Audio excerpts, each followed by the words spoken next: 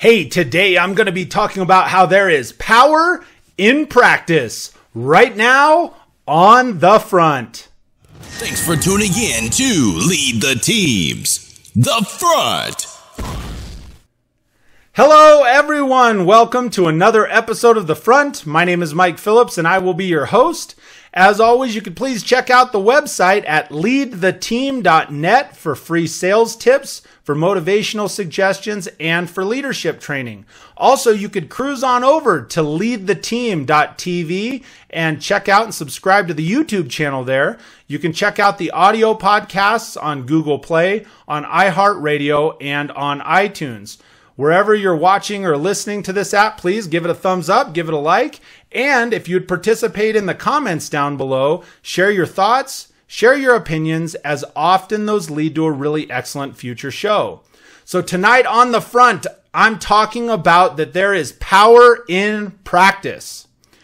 And here's the thing, when you decide that you want to improve, when you want to get better, when you want to excel and perform better tomorrow than what you did today, once you've made that decision, one of the fundamentals behind getting better, and you need to understand this, it's practice.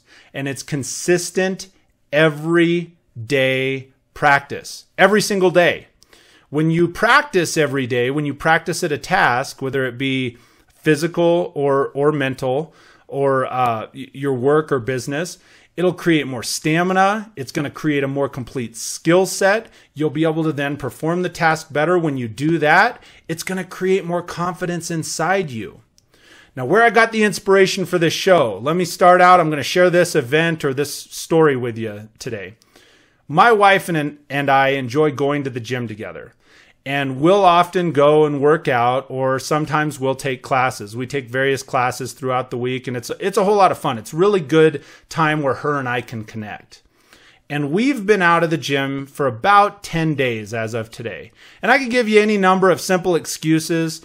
Bottom line is, just like anyone out there watching, life happens, right? It's life. That's the simplest thing. You've all had it happen to you before. So we get away from the gym for 10 days. This morning, we head back to our regular kickboxing class, and it is an awesome class. The thing is, it was tough today. I mean, really, really tough.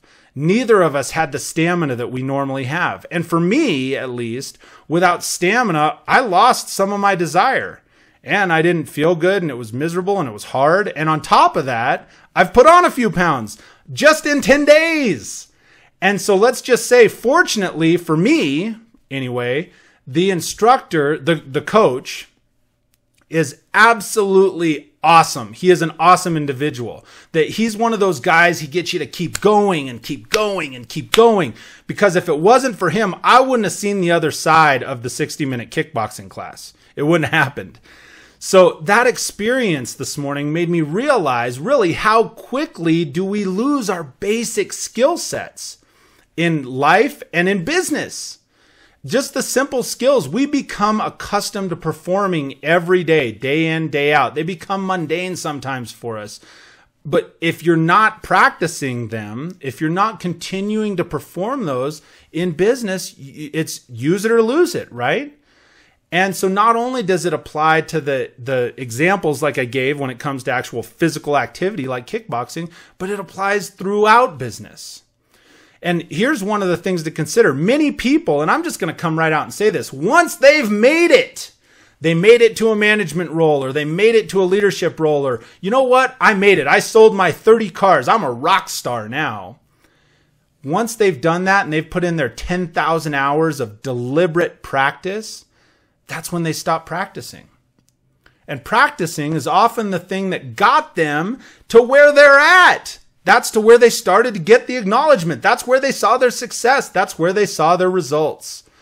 And so once they stop, then they can't figure out, well, what happened?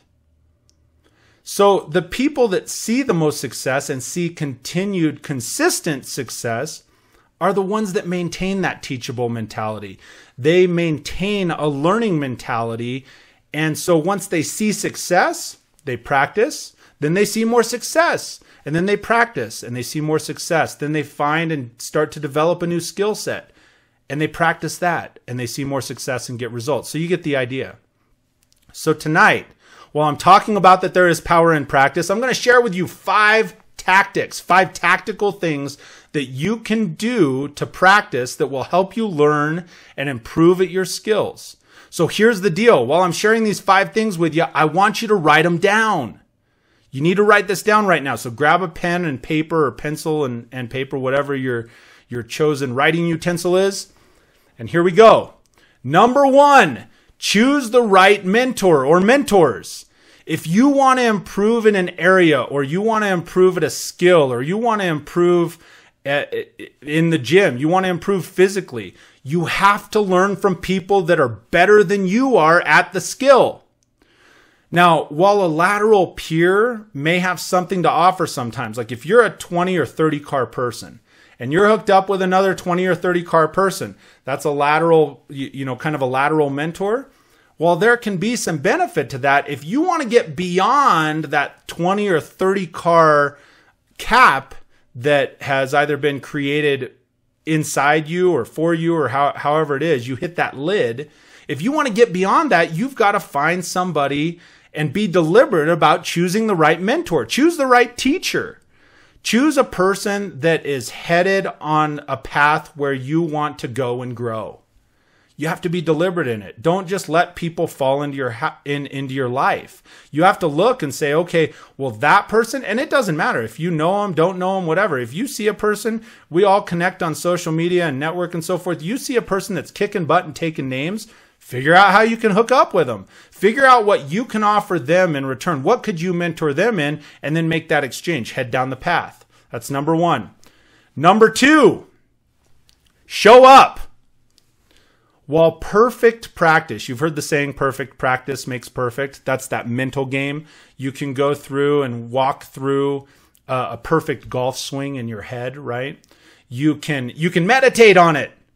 You can relax and walk yourself through perfect practice because you know what the perfect swing looks like, or what the perfect sales process looks like, or the perfect whatever, right? You have to show up physically. Even when you don't want to, when you're tired, when you're miserable, you have to force yourself, have that fortitude, have the strength to show up, especially when you're not as good as you want to be at something. Because when you show up and you practice it, and you're not just mentally there, because sometimes you won't mentally be there yet, but if you physically put yourself in that environment, quickly often your mentality catches up. So you got to physically show up, and what'll happen is you'll see the result over time. But you've got to do that every day. Number 3, consume the right data. Read books on the subject. Subscribe to trade publications that are relevant to your business. Watch videos on YouTube, just like this one. There are hundreds, thousands of excellent trainers, people you can subscribe to that are just awesome. You can pick whatever subject. Google it, right? Google is full of all kinds of awesome shit. There's so much awesome stuff when you just Google whatever it is that you want to learn or know, and it returns all these things. Now you have to scan through. I wouldn't just pick the top one because Google thinks it's the most relevant. I would scan through it and find out what is actually relevant to what you want to learn, what you want to get better at, what you want to improve at. And then here's the key, like I asked you to at the beginning of this, when you're reading, when you're listening to audio, when, books on tape, showing my age, right? Audio books. When you're doing that stuff, take notes. When you take the time to write it down psychologically, then that learning process is more important to you. You'll remember and recall more. If you want to learn something, write it down. Make it important. Number 4, be observant. Being observant is not just watching. So it's not just tuning into the video and watching it and saying, well, I'll get all this out of it. Hey, awesome. Observation means you're not just watching the action, but you're also watching the environment. You're listening. You're engaging all of your senses to determine what's going on. Engage the material as if everything is significant, because everything may be significant to what you're trying to learn and what you're trying to get better at. Be deliberate about what you're learning. Don't just turn it on and let it go in the background. Be deliberate. Turn it on. Focus.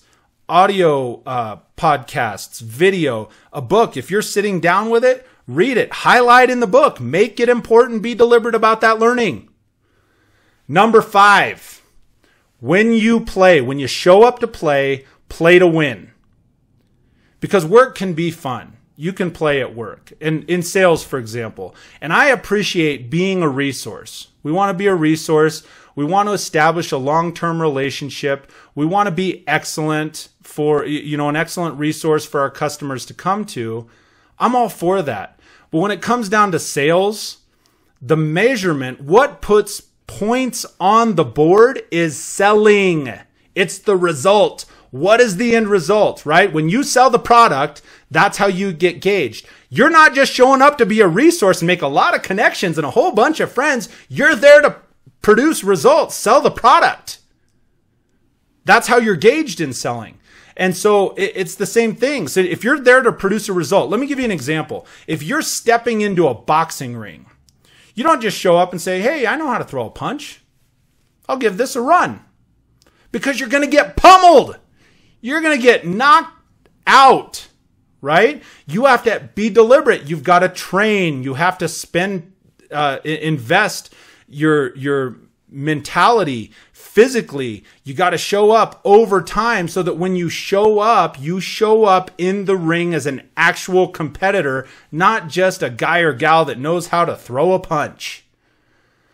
And the thing is, when you show up as a competitor, especially in your business, in your work, when you show up as a competitor and work is fun, and one of the things that makes work fun is work can be playful. I've talked about that in previous podcast episodes. But then when you're producing a result, like in sales, when you're selling, that's fun, right? Winning is fun. So you gotta play to win. So then you may ask yourself, if you're watching this episode, okay, well, Mike, how much should I be practicing? A lot. Every single day, you should be practicing 2, 3, 4 hours at your craft. We don't do it in business. It's insane to me. In business, you show up and I'm in automotive sales. Automotive sales, they show up, you get the handbook, you get a few hours worth of training, maybe a seminar, and then boom, out there on the floor, go sell some stuff. Right? I know in business, in work, we can't necessarily stop everything to practice every day. But if you want to be as successful as you can be and you want to be excellent, you've got to find the time, make the time. And I'm really serious. 2, 3, 4 hours a day. I'll give you an example. The NCAA restricts collegiate athletes to 20 hours of practice per week during the season. 20 hours of practice per week. So in other words, that's in addition to their schooling and jobs and life and everything else that's going on, relationships, they show up to 4 hours of practice every day, 5 days a week. Plus then they're showing up to games. Then it gets even bigger at the professional level. Professional athletes are practicing 40 hours a week, 40 hours plus. They are practicing against one another, against other professionals that are on their team. We don't do that in business. And when you think about it, it's like, that's insane. You're going out there and you're trying to generate business. And who are you practicing on? We're showing up and we're practicing while we play. We're practicing on our customers. And the thing is, you can't produce deliberate practice on a customer because they're a unique human being. They have a unique experience. They have unique ideas. They have unique situations. And yeah, I'm skewed towards sales when I'm talking about this. But if they're a unique individual, you can't practice, drill, rehearse, and repeat and try and get the same result on a fresh customer that has their own experience. You're only going to do that one time. I've said several times in this. Here's one of the things too. Deliberate practice. And what I mean by that, you have to narrow it down. You have to be absolutely finite and specific with what you want the result to be. It's not just practicing. It's deliberately practicing what you want as the outcome. And there's a theory that says 10,000 hours of deliberate practice creates expertise. I think I've mentioned this before, but I remember a commercial some years ago with Peyton Manning in it, who I think is an awesome individual. And he's talking about 10,000 hours and how it makes you an expert. And so, 10,000 hours on a professional level for him on the football field of football practice, 10,000 hours, that's at 40 hours a week. If you're practicing 40 hours a week, that breaks down to 250 weeks. That's like 5 years of your life nonstop practice to gain a level of expertise. And in business, we're just not doing that. You're not going to spend 5 years at an internship in most places. You're not going to spend 5 years just practicing before you get to speak to your first client or your first customer to sell a product. That would also be insane. So I'm not saying you shouldn't practice while you're at work, while you're in the play, right? That's important as well. But I'm just giving you some different ideas of ways to look at it. And here's the thing. Are you doing that in the rest of your life? Are you spending time practicing? Are you spending any time practicing in business?